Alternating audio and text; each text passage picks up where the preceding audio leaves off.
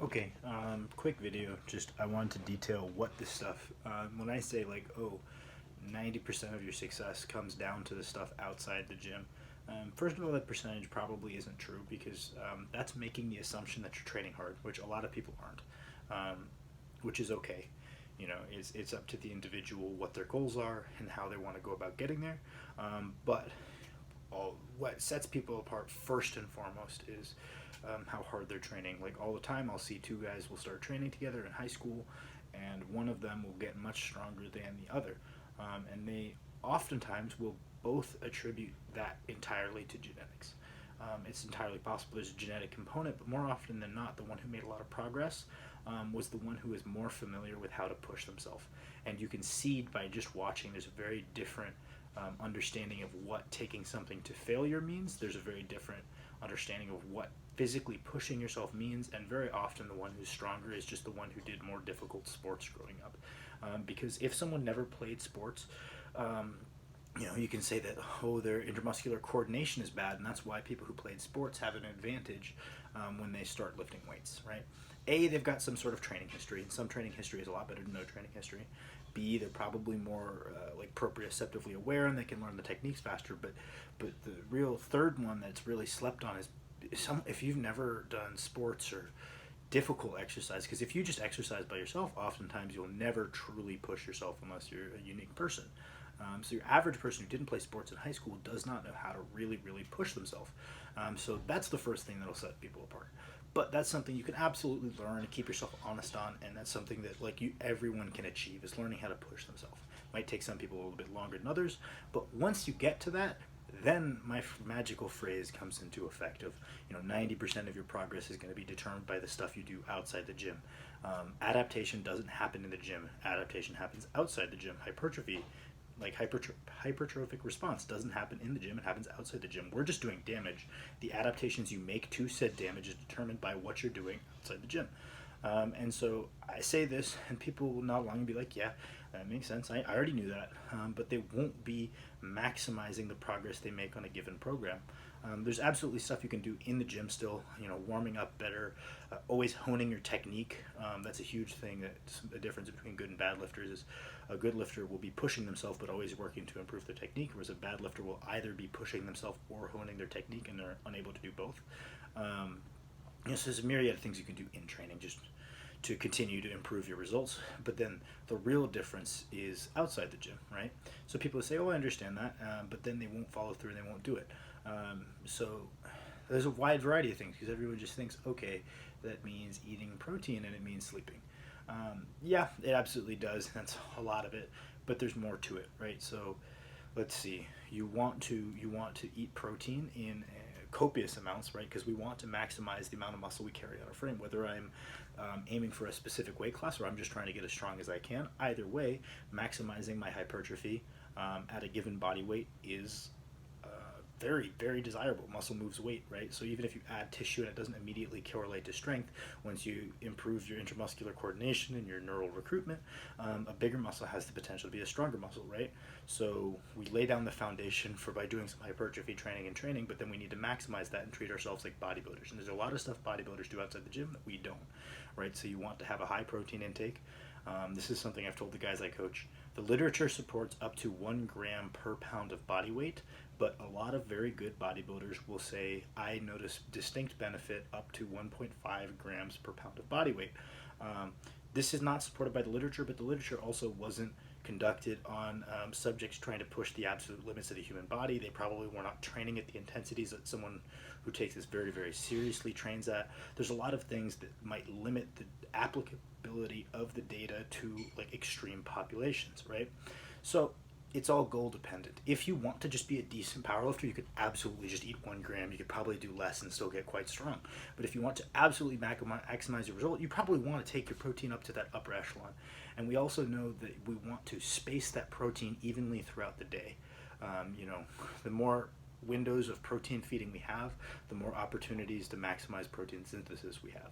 So that's why even if you're not eating very much food, breaking your meals, eating more than 3 meals is probably best practice to maximize your hypertrophic response.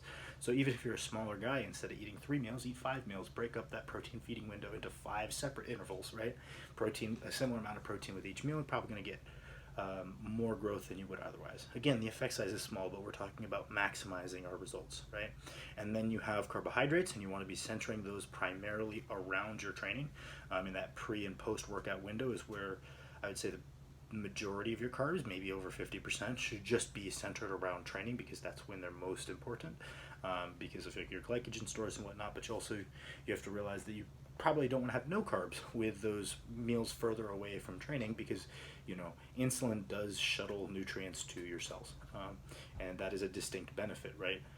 Carbs are anti-catabolic and they are anabolic, right? So we're gonna have carbs, and we're gonna place them intelligently throughout the day, and then we're just gonna make sure we get enough fat, probably put it away from training, but make it enough that you can feel good and produce your hormones and not feel like shit. And if you're trying to bulk, that might be a good source of calories, but not so much that our digestion goes to shit. And that's the other thing, is we're going to make sure we're selecting foods that keep your digestion good, regardless of how much food you're pushing. You want to make sure you're hitting all your micronutrients. That's another big one, is you might be smashing your macros. You might have intelligent macro selection, good macro selection relative throughout the day, but you might not get your micronutrients. And if you have a micronutrient deficiency, that is a good way to take a fat shit on all the progress you're going to make. You're going to plateau if you're horribly deficient in a given vitamin. It's probably really bad. So avoiding that, making sure you eat nutrient-dense foods. Like, obviously red meat is great. Cruciferous vegetables are great. Bell peppers are great. There's a lot of things you can eat, and just making sure you take a look at it and having some level of variety in your diet, because eating the same thing every day is really good in some regards and very, very bad in other regards if it's not well thought out.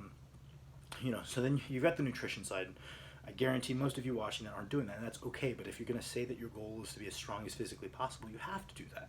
Like, you can't have that disconnect between what you say your goal is and what you're doing. And then you have sleep. You just want to make sure you have generally healthful habits of sleeping like 8 or 9 hours. It does vary from individual to individual, but if you're trying to get really strong, probably that looks more like 9 hours. Setting up your life in a time or in a fashion that you're going to bed earlier. Like, if getting strong is important to you, and your job doesn't require you to stay up late, why are you staying up late? It doesn't make sense. It's just out of line with your actions, and goals are, again, out of line. I don't want to sound like I'm preaching at all. That's not my point. I'm just trying to detail all of the things that go into training outside of training. And then you have hydration, making sure you're intaking adequate water, but also electrolytes in reasonable proportions to the water intake throughout the day, especially making sure you never go into a training session dehydrated, because that's another really good way to hamper your progress. That's not entirely supported by the science, surprisingly, but also anecdotally, I'll tell you why I think it's very important, right? And then I think everyone knows, like, okay, sleep and food, that makes sense. You have training, sleep, and food, and those are the pillars of progress. The other one is the mental thing. I've seen at times in my life where the second I walk out of a gym session, my thoughts go to preparing for the next gym session. Always, your process is, what can I do to prepare better for my session? And the more things that you do, little things, could be stretching. Oh, my muscle was hurting earlier, I'm going to stretch it out. Whether or not that actually helped, just the fact that you're doing something to prepare will improve your result, right? So, through the day, always thinking like, okay, my next training session, that doesn't just start the morning before you lift, it doesn't start an hour before you lift, it starts the second you walked out of the last session. So what can I eat to recover? What can I eat to be prepared? What time should I go to bed to make sure, like, if every workout matters, which it does, why would you ever stay up late before a workout if it matters? Like, if that was a performance, if that was a meet and you were going to bed that late, you'd be an idiot. But each training session is what contributes to having a good meet. It's a lot easier said than done, and I understand that you're not going to have 100% compliance because people have other priorities, and that's totally reasonable. But this is a hypothetical world where if you really were trying to optimize your practice, it's one of those things is you really should be thinking about the second you walk out of the gym, what can I do to maximize my performance? Because maximizing your performance in training over and over and over yields a much, much bigger result when you compound that day after day, block after block. Look 1 year down the line, the guy who prepared as best he could for every session maybe got 1 extra rep on each set, or like 1 extra reps per day. that adds up across a lot of training days, right? It's the same thing. It's like if you're not taking creatine, I don't understand. Like Stan Efferding has the old quote: "If you're not sleeping like 8 hours a night and you're taking creatine, you're a moron." Okay, but if you're not taking creatine and you're trying to get strong, you're also a moron. I don't understand. Like if you have sufficient red meat intake and you're getting enough creatine, that's not what I'm talking about. But most people don't, right? Um, it's super affordable. It's the most proven supplement we have for increasing like muscular like adaptations to training. You know, on average, you might yield one extra rep on a set of 7 or 8. Again, that one extra rep adds up, and if you're not doing that, you're just leaving progress on the table. You know, so taking the steps to just maximize everything you do and prepare for every session maximally makes a huge difference in where you end up. And it's a shame because like genetics are absolutely real. I don't ever want to come off like the guy who's got good genetics and pretending that I don't, and they don't matter, and everyone's a pussy and not trying hard. That's not who I'm trying to be. But um, I would say that a lot of what gets attributed to genetics is people doing a shit job with their stuff outside the gym, and they don't notice because someone doesn't talk about it, but they're doing an okay job with their stuff, and they're seeing more adaptations to training, and they're like, oh, it doesn't take that much to be at the top, look at that, you know, he doesn't push himself that hard in the gym. Or okay, first of all, you probably shouldn't be pushing yourself that hard once you're strong, you know. Just training light, relatively light for a strong person is a lot more difficult than your training. And B, you don't know, they're probably doing a really good job with their stuff outside the gym. There are outliers, absolutely, but a lot of the time I think that's what people are looking at.